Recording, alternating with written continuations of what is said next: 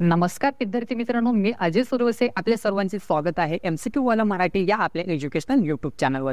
तर विद्यार्थी मित्रांनो, आज आहे दिनांक 2 जानेवारी 2024. तर आजच्या दिवसाचे जेवढे काही इम्पॉर्टंट चालू घडामोडी आहेत आणि त्याचबरोबर त्याच्याच रिलेटेड जो काही GSचा पोर्शन आहे तर तो देखील आज आपण डिस्कस करणार आहोत. तर व्हिडिओ हा शेवटपर्यंत नक्की पहा.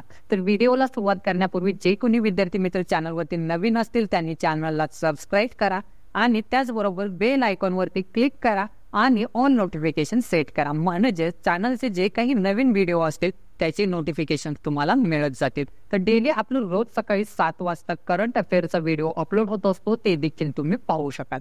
चला तर मग आपण आजच्या व्हिडिओला सुरुवात करूया.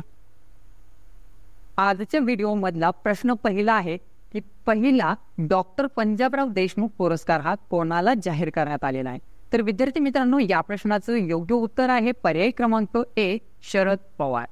तर पहिला डॉक्टर पंजाबराव देशमुख पुरस्कार हा शरद पवार यांना काय जाहीर करण्यात आलेला आहे. तर लगेचच आपण पहिला डॉक्टर पंजाबराव देशमुख पुरस्कार त्याबद्दल जाणून घ्या. तर हा पुरस्कार कोणाला देण्यात आलेला आहे, तर देशाचे कृषी मंत्री शरद पवार यांना हा पुरस्कार काय जाहीर करण्यात आलेला आहे. तर या पुरस्काराची सुरुवात कोणी केली बघा, तर श्री शिवाजी विद्यालय संस्था या संस्थेतर्फे काय डॉक्टर पंजाबराव देशमुख पुरस्कार हा काय देण्याची सुरुवात करण्यात आलेली आहे. तसेच याची जी घोषणा आहे ते कोणी केली बघा, तर ते संस्थेचे अध्यक्ष हर्षवर्धन देशमुख यांनी काय घोषणा केलेली आहे. तर हा पुरस्कार कधी वितरण केला बघा, तर 27 डिसेंबर 2023 रोजी. पाहूयात पुढचा प्रश्न क्रमांक दुसरा. कोणाच्या हस्ते आंतरराष्ट्रीय संघ फोरम 2023 चे उद्घाटन करण्यात आले. तर विद्यार्थी मित्रांनो, या प्रश्नाचं योग्य उत्तर आहे पर्याय क्रमांक ए, दलाई लामा. तर दलाई लामा यांच्या हस्ते आंतरराष्ट्रीय संघ फोरम 2023 चे उद्घाटन करण्यात आलेलं आहे. तर लगेचच आपण आंतरराष्ट्रीय संघ फोरम याच्याबद्दल जाणून घेऊयात. तर कोणत्या ठिकाणी करण्यात आलं बघा, तर बोधगया बिहार या राज्यामध्ये काय याचं उद्घाटन करण्यात आलेलं आहे. तर उद्घाटन कोणाच्या हस्ते बघा, तर दलाई लामा यांच्या हस्ते काय उद्घाटन करण्यात आलेलं आहे. तर कधी करण्यात आलं बघा, तर दिनांक 20 डिसेंबर 2023 रोजी. तर उद्घाटनाच्या वेळेस उपस्थित कोण होते बघा, तर अरुणाचल प्रदेशचे मुख्यमंत्री पेमा खांडू हे काय तिथे उपस्थित होते. पाहूयात पुढचा प्रश्न क्रमांक तिसरा. कोणत्या राज्याने उन्नत श्री योजना ही काय सुरू केलेली आहे. तर विद्यार्थी मित्रांनो, या प्रश्नाचं योग्य उत्तर आहे पर्याय क्रमांक ए, आंध्र प्रदेश. तर आंध्र प्रदेश या राज्याने उन्नत श्री योजना ही काय सुरू केलेली आहे. तर लगेचच आपण 2023 मधील जे काही महत्वाच्या योजना आहेत तर त्याबद्दल जाणून घेऊयात. तर सवेरा योजना ही प्रयागराज पोलिसांनी सुरू केली. तसेच मुख्यमंत्री अनुपूर्ती योजना ही राजस्थान या राज्याने सुरू केली. लाडली बहना योजना ही मध्य प्रदेश या राज्याने सुरू केली.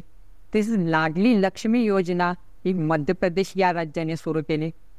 मुख्यमंत्री कन्या सुमंगला योजना ही उत्तर प्रदेश या राज्याने सुरू केली. तसेच ग्रामीण मित्र योजना ही गोवा या राज्याने सुरू केली. मुख्यमंत्री शक्त बहना योजना ही उत्तराखंड या राज्यात सुरू करण्यात आली. तसेच आसरा पेन्शन योजना ही तेलंगणा या राज्यात सुरू करण्यात आली. शुभ यात्रा योजना ही केरळ या राज्यात सुरू करण्यात आली.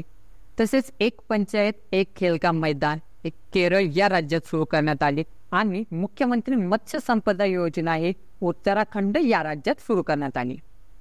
पाहूयात पुढचा प्रश्न क्रमांक चौथा. कोणत्या राज्यामध्ये मुलींसाठी KG ते PG पर्यंत मोफत शिक्षण योजना हे काय लॉन्च करण्याची घोषणा आलेली आहे. तर विद्यार्थी मित्रांनो, या प्रश्नाचं योग्य उत्तर आहे पर्याय क्रमांक डी, राजस्थान. तर राजस्थान या राज्यामध्ये मुलींसाठी KG ते PG पर्यंत मोफत शिक्षण योजना हे काय लॉन्च करण्याची घोषणा करण्यात आलेली आहे. तर लगेचच आपण राजस्थान या राज्याबद्दल जाणून घेऊया. तर राजस्थान या राज्याची स्थापना 30 मार्च 1949 रोजी झाली. मुख्यमंत्री आहेत भजनलाल शर्मा, राज्यपाल आहेत कलराज मिश्रा आणि राजधानी आहे जयपूर. तसेच तिथे 3 महत्वाची राष्ट्रीय उद्यान आहेत. मुकुंदरा हिल्स राष्ट्रीय उद्यान, रणथंबोर राष्ट्रीय उद्यान आणि सरिस्का राष्ट्रीय उद्यान. तसेच तिथे 4 महत्वाची धरणे आहेत, बिसलपूर, राणा प्रताप, गांधी सागर आणि जवाहर सागर. पाहूयात पुढचा प्रश्न, प्रश्न क्रमांक 5. BSEचे नवीन अध्यक्ष म्हणून कोणाची नियुक्ती करण्यात आलेली आहे? तर विद्यार्थी मित्रांनो, या प्रश्नाचं योग्य उत्तर आहे पर्याय क्रमांक सी, प्रमोद अग्रवाल. तर BSEचे नवीन अध्यक्ष म्हणून प्रमोद अग्रवाल यांची काही नियुक्ती करण्यात आलेली आहे. तर लगेचच आपण ज्या काही 2023 मध्ये नवीन अध्यक्ष म्हणून निवडणूक करण्यात आलेली आहे तर त्यांच्याबद्दल जाणून घ्या. तर केंद्रीय अन्वेषण ब्युरोचे महासंचालक म्हणून प्रवीण मधुकर पवार यांची नियुक्ती करण्यात आलेली आहे. तसेच भारताचे मुख्य माहिती आयुक्त म्हणून हिरालाल समरिया यांची नियुक्ती करण्यात आलेली आहे. तसेच कोटक महिंद्रा बँकचे अध्यक्ष म्हणून अशोक वासवानी यांची नियुक्ती करण्यात आलेली आहे. तसेच FICCIचे नवीन अध्यक्ष म्हणून अनिश शहा यांची नियुक्ती करण्यात आलेली आहे. तसेच भारतीय कुस्ती महासंघाचे अध्यक्ष म्हणून संजय सिंग यांची नियुक्ती करण्यात आलेली आहे. आणि BSEचे नवीन अध्यक्ष म्हणून प्रमोद अग्रवाल यांची नियुक्ती करण्यात आलेली आहे. पाहूयात पुढचा प्रश्न, प्रश्न क्रमांक 6. कोणत्या राज्याला नुकतेच युनेस्कोने रामबाग गेट आणि तटबंदीचा पुरस्कार दिलेला आहे? तर विद्यार्थी मित्रांनो, या प्रश्नाचं योग्य उत्तर आहे पर्याय क्रमांक 1, पंजाब. तर पंजाब या राज्याला नुकतेच युनेस्कोने रामबाग गेट आणि तटबंदीचा पुरस्कार काय दिलेला आहे. तर लगेचच आपण पंजाब या राज्याबद्दल जाणून घ्या. तर पंजाब या राज्याची स्थापना 1 नोव्हेंबर 1966 रोजी झाली. मुख्यमंत्री आहेत भगवंत मान, राज्यपाल आहेत बनवारीलाल पुरोहित आणि राजधानी आहे चंदीगड. तसेच तिथे एक महत्वाची धरण आहे भाकरा नांगल या नावाने. पाहूयात पुढचा प्रश्न, प्रश्न क्रमांक 7. हनुवंतीय जल महोत्सव कोणत्या राज्यात आयोजित केला जातो? तर विद्यार्थी मित्रांनो, या प्रश्नाचं योग्य उत्तर आहे पर्याय क्रमांक बी, मध्य प्रदेश. तर हनुवंतीय जल महोत्सव हा मध्य प्रदेश या राज्यात काय आयोजित केला जातो? तर लगेचच आपण मध्य प्रदेश या राज्याबद्दल जाणून घ्या. तर मध्य प्रदेश या राज्याची स्थापना 1 नोव्हेंबर 1956 रोजी झाली. मुख्यमंत्री आहेत मोहन यादव, राज्यपाल आहेत मंगूबाई छगनभाई पटेल आणि राजधानी आहे भोपाळ. तसेच तिथे 8 महत्वाची राष्ट्रीय उद्यान आहेत. बांधवगड राष्ट्रीय उद्यान, कान्हा राष्ट्रीय उद्यान, पेंच राष्ट्रीय उद्यान, संजय राष्ट्रीय उद्यान, सातपुडा राष्ट्रीय उद्यान, पन्ना राष्ट्रीय उद्यान, वन बिहार राष्ट्रीय उद्यान आणि कुन्नो राष्ट्रीय उद्यान. तसंच तिथे 4 महत्वाची धरणे आहेत, गांधी सागर, बम सागर, बारगी आणि बारणा. पाहूयात पुढचा प्रश्न, प्रश्न क्रमांक 8. तो कोणत्या राज्याने राष्ट्रीय ऊर्जा संरक्षण पुरस्कार 2023 हा जिंकलेला आहे? तर विद्यार्थी मित्रांनो, या प्रश्नाचं योग्य उत्तर आहे पर्याय क्रमांक डी, कर्नाटक. तर कर्नाटक या राज्याने राष्ट्रीय ऊर्जा संरक्षण पुरस्कार 2023 हा जिंकलेला आहे. तर लगेच आपण कर्नाटक या राज्याबद्दल जाणून घेऊया. तर कर्नाटक या राज्याची स्थापना 1 नोव्हेंबर 1956 रोजी झाली. मुख्यमंत्री आहेत सिद्धारामय्या, राज्यपाल आहेत थावरचंद गेहलोत आणि राजधानी आहे बेंगलोर. तसेच तिथे 4 महत्वाची राष्ट्रीय उद्यान आहेत, बांदीपूर राष्ट्रीय उद्यान, कुंद्रेमुखी राष्ट्रीय उद्यान, औंसी राष्ट्रीय उद्यान आणि बॅनरघट्टा राष्ट्रीय उद्यान.